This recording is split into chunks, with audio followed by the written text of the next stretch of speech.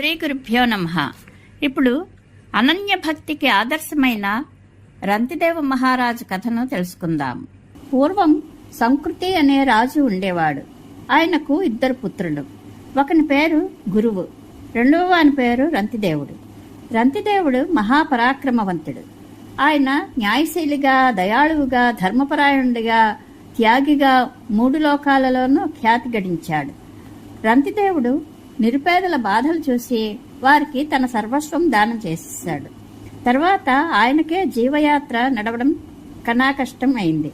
అయినా తాను పస్తులుంటూ దొరికిన దానిని పేదలకు పంచిపెట్టేవాడు.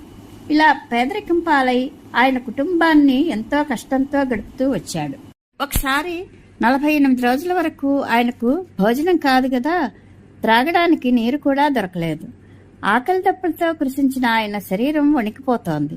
49వ రోజున ఆయనకు నేతితో కూడిన పరమాన్నము, నీరు లభించాయి. 48 రోజుల పాటు పస్తులుండడం వల్ల ఆయన కుటుంబ సభ్యులు చిక్కి శల్యాలయ్యారు. వారి శరీరాలు వణికిపోతున్నాయి.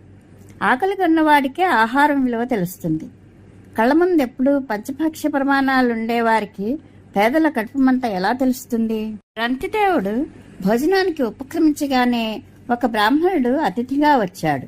కోట్లాది ఆస్తిపరుడు కీర్తి కోసం 1,00,000 రూపాయలు దానం చేయడం విశేషం కాదు. కానీ తాను ఆకలితో ఉండి కూడా అన్నం దానం చేయడం చాలా కష్టం. అయితే అందరిలోనూ అంతర్యామిగా ఉన్న శ్రీహరిని దర్శించే రంతిదేవుడు శ్రద్ధతో ఆ అన్నమును అతిథి దేవునికి పంచాడు. బ్రాహ్మణుడు తృప్తిగా భోజనం చేసి వెళ్ళాడు. రంతిదేవుడు మిగిలిన అన్నమును తాను కుటుంబము సర్దుకు తిందామనుకుంటుండగా ఒక శూద్రుడు అతిథిగా విచ్చేశాడు. శ్రీహరిని స్మరించుతూ మిగిలిన అన్నాన్ని రంతిదేవుడు ఆ దరిద్ర నారాయణుడికి సాదరంగా పంచిపెట్టాడు. ఇంతలో కొన్ని కుక్కలను వెంటబెట్టుకుని మరి ఒకడు అతిథిగా వచ్చి, రాజా, ఈ కుక్కలు నేను ఆకలిగా ఉన్నాము, భోజనం పెట్టండి అని అడిగాడు. హరిభక్తుడైన రంతిదేవుడు అతన్ని సత్కరించి మిగిలిన అన్నం మొత్తం ఎంతో ఆదరంతో అతిథిదేవునికి, అతని కుక్కలకి సమర్పించి నమస్కరించాడు. ఇప్పుడు రంతిదేవుడి దగ్గర మిగిలినది నీరే. అది ఒక్కని దప్పిక తీర్చడానికి మాత్రమే సరిపోతుంది. రంతిదేవుడు ఆ నీళ్లు త్రాగుదామనుకుంటుండగా ఒక చండాలుడు వచ్చి దీనస్వరంతో, ప్రభు, నేను చాలా డసిపోయాను. అపవిత్రుడిని అనక ఈ నీచుడికి గ్రుక్కెడు నీళ్లు ఇప్పించండి అని ప్రాధేయపడ్డాడు. అతడి దీనవచనాలు విని అతడు దసిపోయాడని గ్రహించిన రంతిదేవుడికి మిక్కిలి జాలి కలిగింది. ఆయన తన అమృతవాక్యాలతో, నేను అణ్మాద్యష్టసిద్ధులతో కూడిన ఉత్తమ పదవిని గాని ముక్తిని గాని కావాలని భగవంతుడిని కోరను. సర్వప్రాణుల అంతఃకరణంలో నేనే ఉండి వారి దుఃఖం తొలగిపోయేలా నేనే వారి దుఃఖాన్ని అనుభవించాలని మాత్రం కోరుకుంటాను అన్నాడు. దప్పికతో ఈతని ప్రాణం పోతుంది. ప్రాణాలు నిలబెట్టుకునేందుకు దీనుడై నన్ను నీళ్ళిమ్మని కోరుకున్నాడు.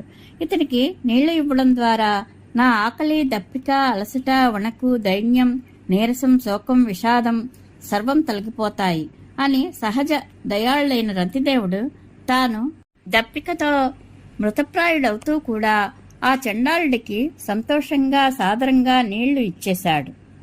ఆహా, ఇవి కదా భక్తుడి లక్షణాలు!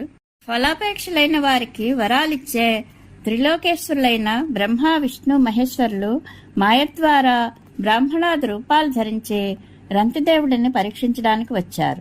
రంతిదేవుడి స్థైర్యం, భక్తి చూసి మిక్కిలి ప్రసన్నులై వారు తమ నిజరూపాలతో సాక్షాత్కరించారు. ఒక్కసారే ప్రత్యక్షమైన ఆ త్రిమూర్తులకు రంతిదేవుడు ప్రణమిల్లాడు. వారు కోరుకోమన్న రంతిదేవుడు ఏ వరము కోరుకోలేదు. కోరుకోవడానికి ఆయనలో ఏదైనా ఆసక్తి గాని కోరిక గాని మిగిలి ఉంటే కదా. ఆయన మనస్సు కేవలం వాసుదేవుని యందే పూర్తిగా లగ్నమైపోయింది.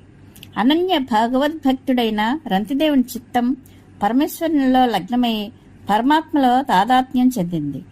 త్రిగుణాత్మకమైన మాయ ఆయన నుంచి స్వప్న సదృశంగా అదృశ్యమైపోయింది.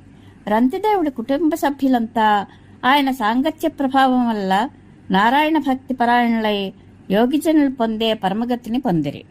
ఇది అనన్య భక్తికి ఆదర్శమైన రంతిదేవ మహారాజ్ కథ. పరమేశ్వరానుగ్రహ ప్రాప్తిరస్తు. శుభం భూయాత్.